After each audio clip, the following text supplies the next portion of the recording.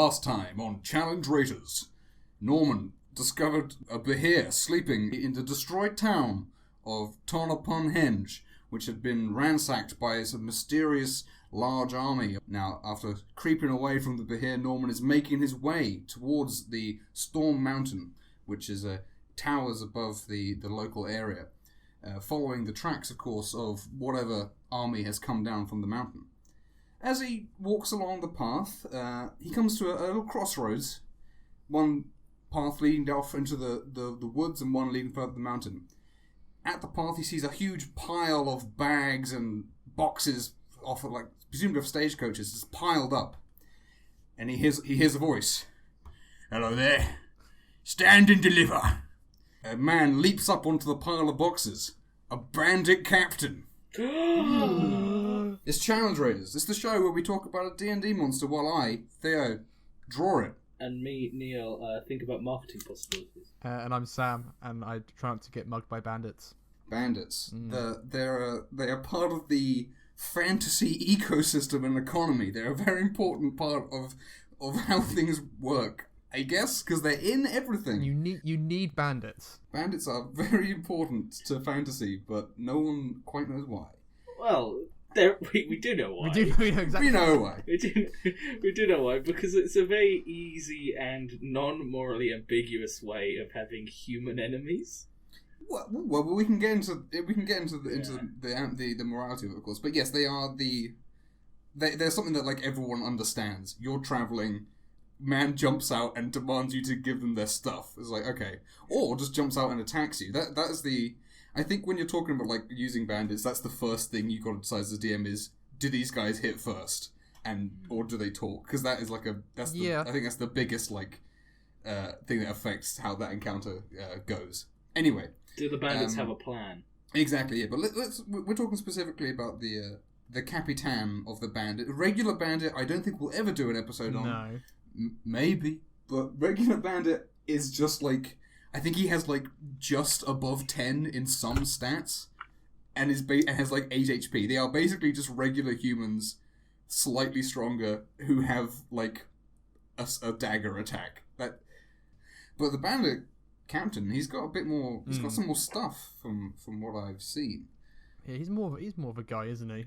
Yeah, the bandit captain is kind of he's a low challenge rating creature, but because he's a captain, he's a bit more meatier than a regular enemy, as we're talking about. So he makes a great little mini boss for an encounter, or even the boss of a level 1 in adventure. Sure, yeah. Rescuing people from the bandits. Yeah. Bandit captain pops out. Yeah, bandit captain in the camp. This is going to be an episode where I'm going to try and restrain myself from going on for a very long time about what I want to do when making characters or making a bandit, because I think there's nothing wrong with just having bandits be, guys who jump out and say, "Give me your money," and then you hit them. That is fine, but I also think that's a wasted opportunity, because bandits can be fun. I completely agree.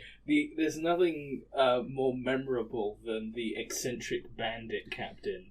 There is a reason. There's a reason why bandit captain and pirate captain are the same thing. It's just in the book it literally says that the variant of bandit captain is pirate captain. And we all accept that pirates are flamboyant and ridiculous.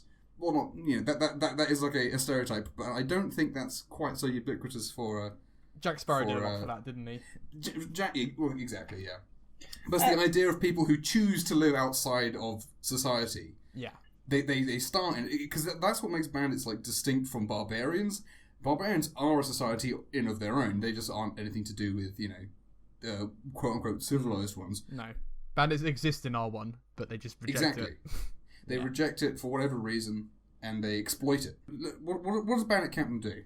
Well, he multi-attacks. That's his first thing he does with 3 attacks. And he's a Chandring 2 thing. Yeah, he's Chandring 2. So that is actually really quite nasty. That's a strong.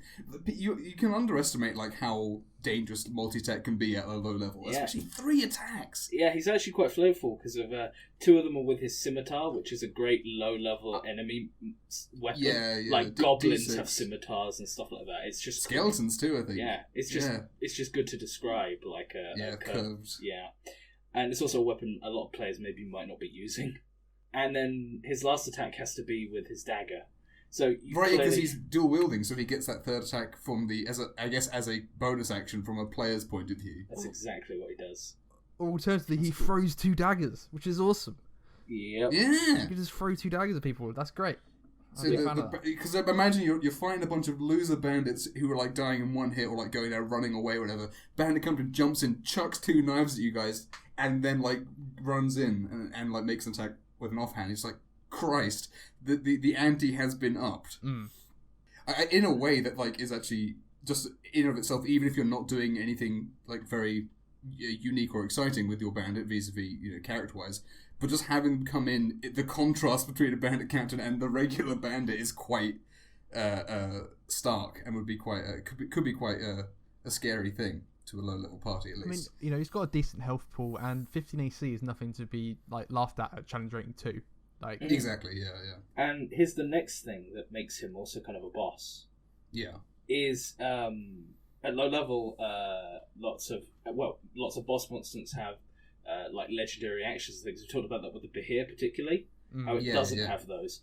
Well, he does have a reaction he can do. He has his parry, which increases his AC by 2 against an attack that would hit. At low level, where people have just got like +4, +5 to hit. Yeah, no magic weapons or anything like that, or any +1s, really. They'll just have, like, stock, proficiency, stock weapons. Yeah. The bandit being able to do some flourish and show that he knows how to fight. Yeah. In fact, it's like, because it's a battle master thing, the parry. And this is a thing I've mentioned, like, a couple times. Like, any martial creature you could give maneuvers to, and they've already done it. They've given them the parry. And it's just imagine, like, again, like, fighting regular bandits, screaming through them, dead, and then you like go to swing bandit captain, and then the DM's like, he parries. You're like, what? I rolled a 17. Doesn't matter. It's wild. It'd be really fun, I think, as well. For like, it's being able to like describe how they're parrying and blocking and stuff would make that combat more memorable as well. Yeah. I think like that's a lot of fun. And again, like that's where you can have. You could have stone cold serious bandit who's like he's good at fighting, he's parrying you, he's taking it serious, or you can have Robin Hood, which is Robin Hood's a bandit captain. Yep. That's just a true thing. You can have him going, ha hee hee, and parrying and jumping around and being an annoying asshole. The very first line of the bandit captain's description is that it takes a strong personality, ruthless cunning, and a silver tongue to keep a gang of bandits in line. I really like that little line, because it's basically just saying it's like summing up everything that I want to be saying about it. Yeah. In very, very few words. It's very succinct. Yeah.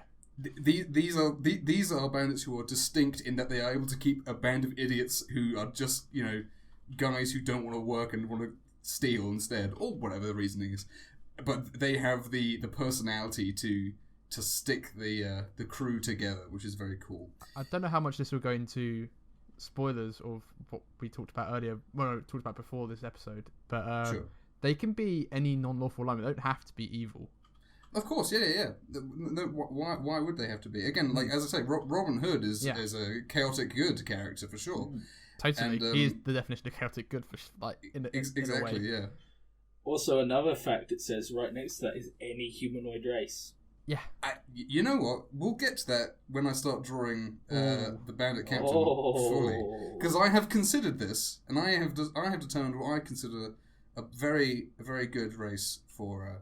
You might know from this shape where I'm going already. It's a tiefling. Yeah. Because tieflings are, according to their law, they're outcast from regular human society because of their demonic heritage, or I think actually it's devil heritage more specifically, because it's not demonic here. Yeah. They got a plus to charisma because they have to either be intimidating or charming. This is like all from the book where it says like to get by they have to learn to be make friends or scare people into being okay with them, which is like perfect for a bandit captain.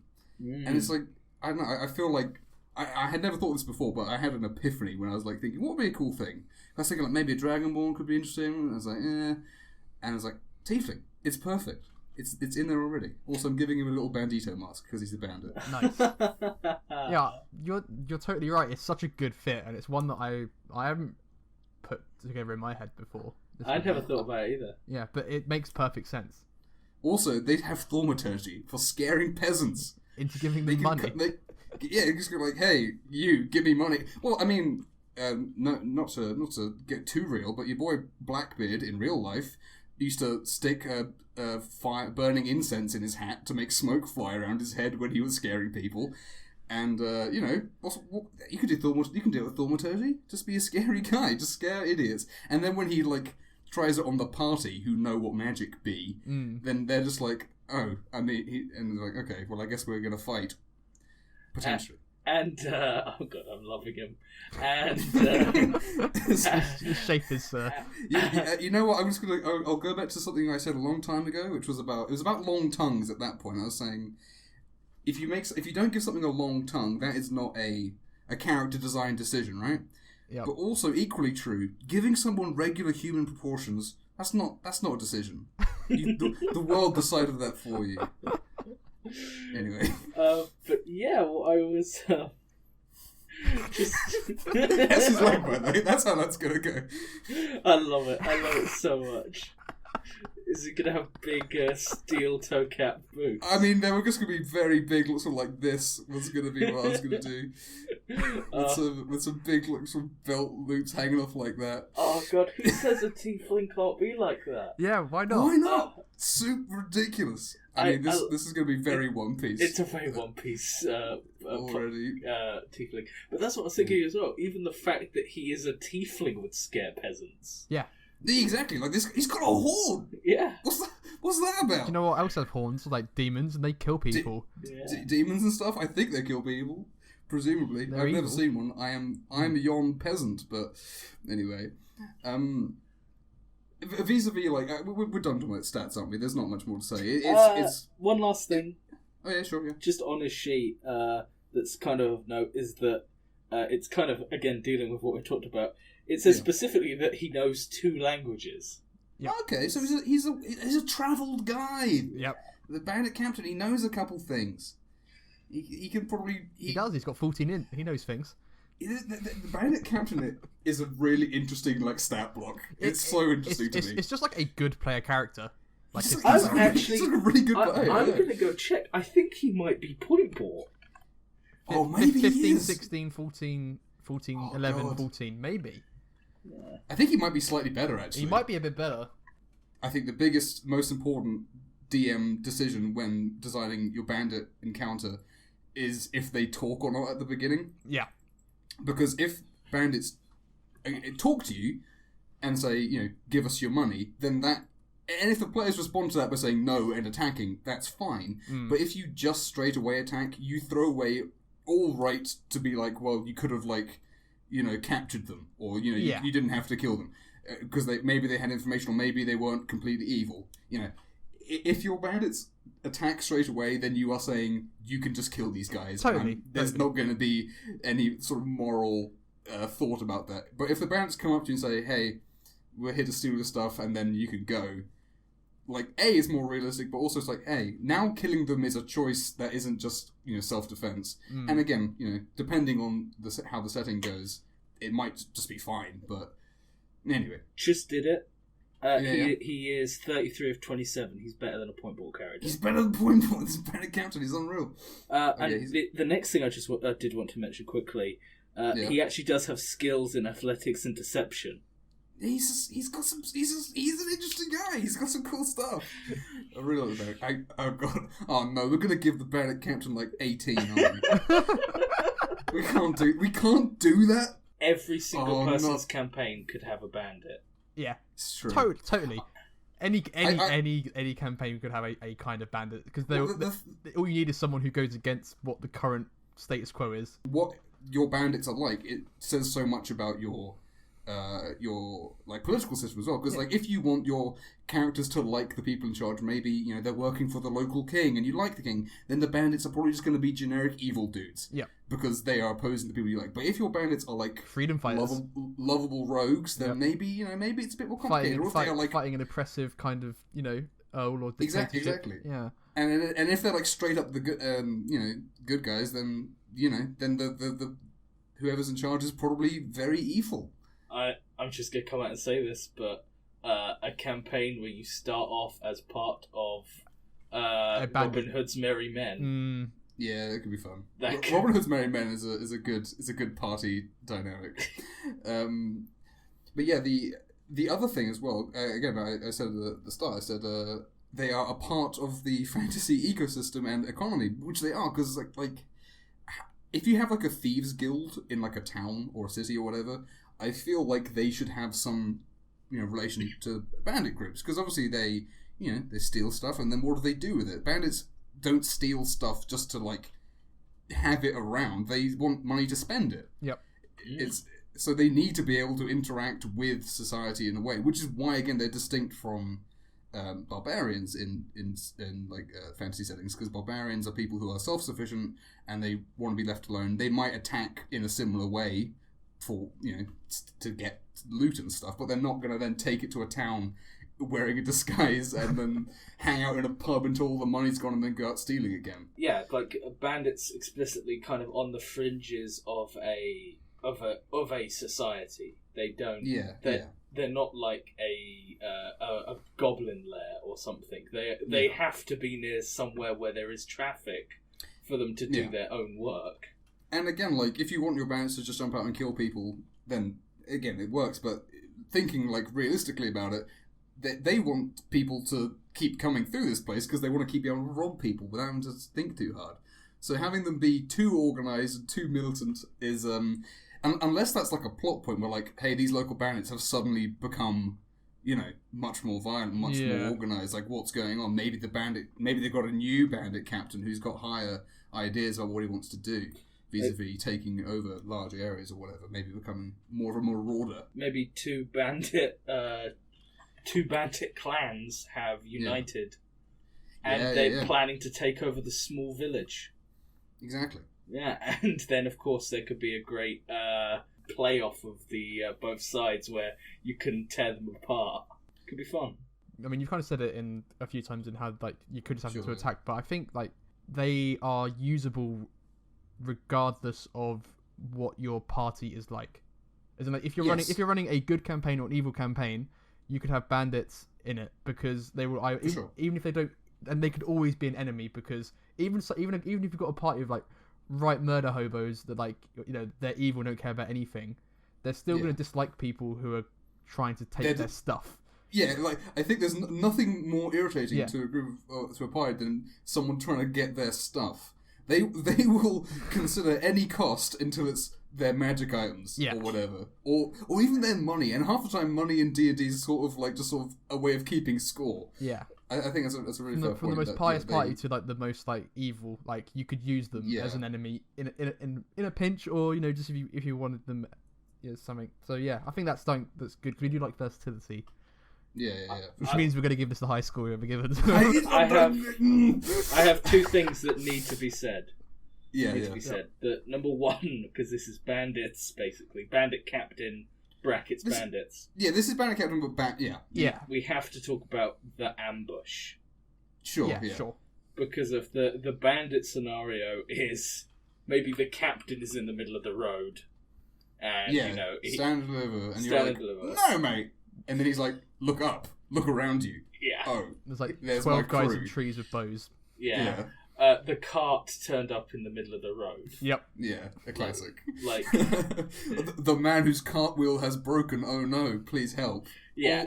All classics. Which one to use? All at once? Yeah. Playing out those scenarios can be fun because of the player characters are in on it. Yeah. They know. The second thing I was going to mention is when that ambush does go awry.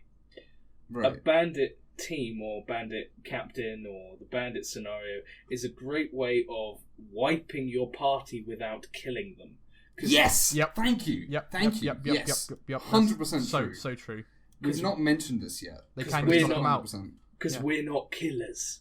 Yeah. Why would they want to increase like the risk of them being hunted down finally by murdering people? Yeah.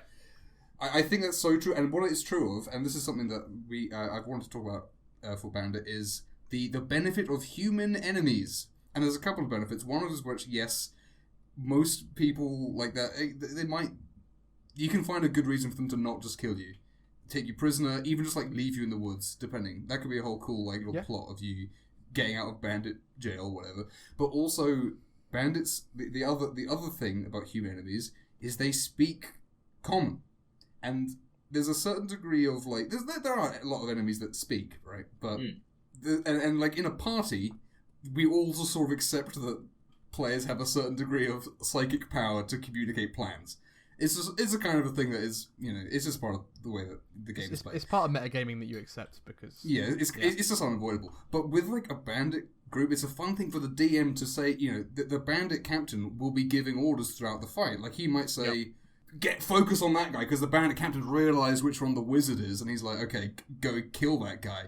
And that means, then the party can then react to that, and it's not like you've told them what's going to happen because you're being nice. It's because the captain's giving how the orders. fight would happen. Yeah, exactly. Get the one in the dress. Exactly. Yeah, and I think if you have like a real fun character, having them in the fight, like talking, giving orders, and doing stuff is a fun thing, which you can't do with a lot of cool enemies because they either speak weird languages or not at all. You can build on it even more if you did want to make that a distinct game feature. Yeah, yeah. You can always borrow some things from earlier editions, like make him basically like a warlord from 4th edition, where he barks his commands and he gets his bandits to attack for him.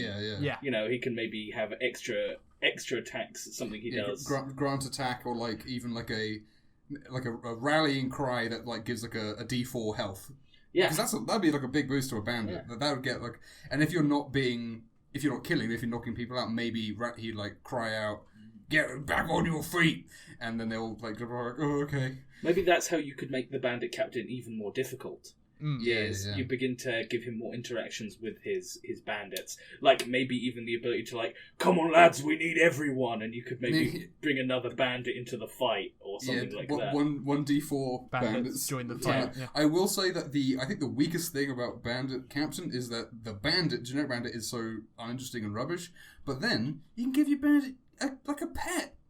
Yep. Oh, Give him a wolf, give him a bear, give him something in a cage that he lets loose at you when you're in his camp or whatever. Yeah, totally. And traps, I think... And also, another thing that Bandit does open itself up to is the menagerie effect, where his whole clan is different races. I think that works really well for pirate as well, specifically if you're going for like the variant, someone who's travelled a lot and has picked up a bunch of because with their charisma has picked up a bunch of people. And if you can't, when after talking to the players with your bandit captain, if they don't feel a little bit guilty about killing him, thinking like, I wish we could, I don't want to kill this guy, I want to see what stupid thing he says next, I want to have this guy survive, maybe we can get him to join us. And if he's motivated by money, the party gets him low, and then he's like, spare me, I'll do whatever. And they're like, all right, well, I have buried treasure. I've got buried treasure. I'll show you. All this stuff. I'll tell you where it is if you let me go. Yeah. About the menagerie effect, like my last point, I promise. Before we get to rating, wouldn't this guy be awesome to have the cupboard inventor in his team? Oh, I want that. I want that so much. Get him, Jasper. No, I recognise your skills. A particular man. You've got something, kid. Skills. You've got a scorpion on a stick. That's what you've got. Listen here, look at this solid silver. Solid silver.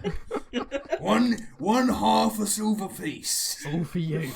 All for you. If you just get in there with your stick. And again, like I think it's an easy voice as well. It's a good fun voice. I think if you just have bandits jump out and attack, that's too similar to like barbarians attack. You could tie it to some bigger thing, of a noble in town is sponsoring these guys to hit another team's group of traders or something. Yeah.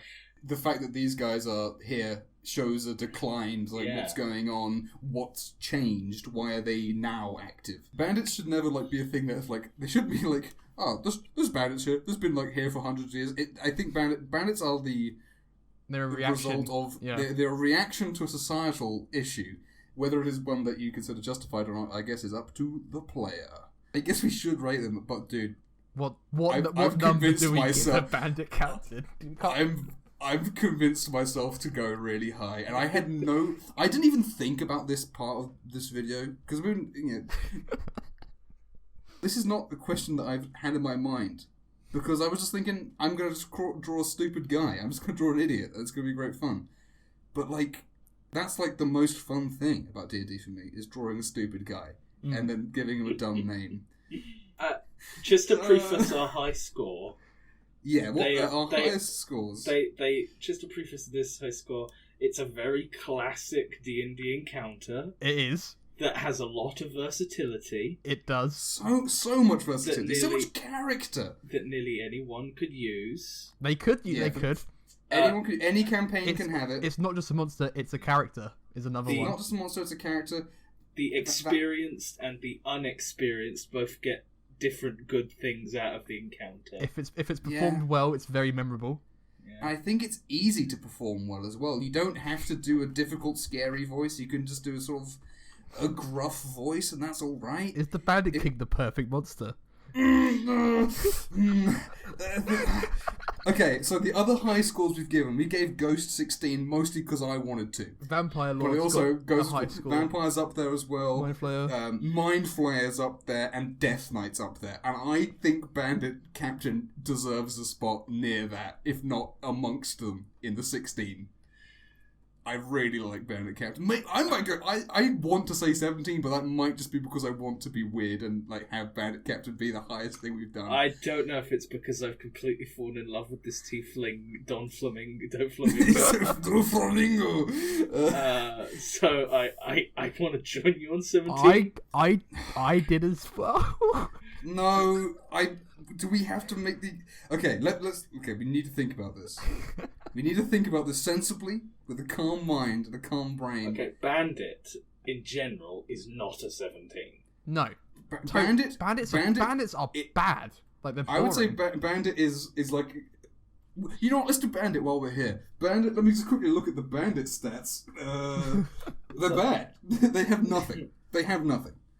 I would say that's like a 3 or a 4. Yeah. And this is what this guy is leading. He's leading an army of them. That sucks. I don't know if like Volos expands on like some more bandit level types, but then we're not talking about. I mean, if we're talking about Bandit Captain, he's high up. If we're talking about, okay, use the negatives. You do have to do quite a lot of work to make a good bandit. Yeah. It's not loads. But the more work you put in, the better it is, I think. There's a direct correlation between... He is very susceptible to the bandits jump out. It's easy to fall into that, totally. Like, of just using a bandit encounter, because you need an encounter on the road. Mm. Yeah, and that's no good. And if you do that, it is the kind of thing that an experienced party will probably groan a little bit at. Yeah, like, especially because, like, the way D&D is a slow game, and if you take up time with a like if you're going to take up an hour with a bandit encounter, if not more, and it's just because you wanted to have a random encounter, then that is not good, and that is something that you might be tempted to do. Thinking about him, he is a bandit captain, right? But Neil, he's got parry. He does have parry. He's got parry. That's so cool. That's so cool. The bandit captain's so good. I think if you... This isn't fair. This can't be right. I think he could be better. Let's look at that. He could be better. He could have some more interactions with bandits around him. Like that is true. Yeah. Although I will say that's an issue with 5th edition specifically. Yeah. Agreed. Yeah. If anyone who doesn't watch Matt Colville, he has a good video called, I think it's Action-Oriented Enemies or something, where he would probably suggest something like we were talking about, summon bandits, a rallying thing, giving them, what do I call it, that 4th edition stuff. Anyway. The flavour is there for his stat block, the multi-attacks, the parry, but if you maybe went a bit more... I don't know if that's fair, though, because he's just Bandit Captain. He's just Bandit Captain. I think Bandit Captain is surprisingly awesome, at his from his stats and what he does. Yeah. Like, it's gonna shock some players. They're gonna be like, whoa, this guy's got moves, and I'm worried. When he attacks 3 times in a turn for that first round, that's gonna be a surprise. That's gonna down a guy at level 2. 17's too much. I can go to 16. Yeah, I feel because 16 makes him tied with a lot of other awesome things. I really like. I agree. I just thought the next step of what we're talking about is encounters. The bandits jump some guys, right? The party are like level 2, 3, so they're downing the bandits. Like one, and then he comes out, "Are you hurting my men? You hurting my men? What's all this? Hello, what's all this then?" Right, that's policeman. Tieflings have this thing where they choose their own name sometime, right? Yeah. Yep. So this guy's gonna be this. Nice. Reckless A Bandit. Okay. Because that's the way I like to name things. You'll see a bandit. Okay. Here's a bandit captain. Coming at you live in Technicolor. Live in gross digital rendering of him, really horrible. I always intended it that he would be badly painted and everything else would still be line art. I don't know why I did that, because it just looks weird. But it's a funny idea. It's just the actual execution of it is a bit odd. Anyway, he exists on a different layer. Well, I was thinking in the Tales of Elethrune, which are very good animated videos, they when a character's introduced, it zooms in on a horribly detailed digital painting of their face. It's a sort of similar. You should do that right now for him. Yeah, maybe that's what I'll do. I'll start on the zoom and we'll zoom out. It's like the opposite of Who Killed Roger Rabbit. Oh. Yeah, I guess so. Oh, I love it though. He's great. It's really good. I like him as a guy. I think what happens now is Reckless A Baron is obviously very sick. No one's passing through these roads anymore. What with the town? It's been raided by these orcs from the mountain. So I think you and I are going on a little trip up the mountain. Little bit of plundering, a little bit of revenge. What do you say, mate? And then Norman, obviously unable to respond, has to go along with him. So I think Reckless A Bandit has joined the party. So from now on, for this little adventure, we'll have a little group. And I do also just want to say one thing about his design. I love the Hellboy. It is very Hellboy, but that's fun. No, it's great. Hellboy's good. It's a reference. It's not stealing. Well, it adds to him. It does. I think it makes him. He obviously got hit by something hard, and then he's like, "Oh, I guess I'll smooth this down." And he is a One Piece character, 100%. It's having a scar on your chest or on your eye, or I didn't give him any random tattoos. Tattoos would have been good, actually. Totally. We live and learn. Tattoos would have been an excellent addition. They're on his back. He's got a big tattoo on his back. You can't see here. Of his own face. like a Steve-O tattoo. We'll see. If I ever draw him from the back, we'll see what's on there. But you never will. He never turns his back to the audience. To the camera. Yeah. Anyway. Bandit jokes. Yes. Halt. Subscribe and comment. Yeah, stand and deliver. Yeah, I get it. Okay. Yeah. It deserves. Why don't you steal alike? Because bandits steal stuff. They do. By clicking on it. Join our bandit clan. I am I'm the bandit captain now, and you must join my bandit crew by subscribing. We've already said that, but ring the bell to alert that the bandits are coming. Do you think we could do these at the beginning of episodes? Maybe we could do them then. Because people do. I don't like asking.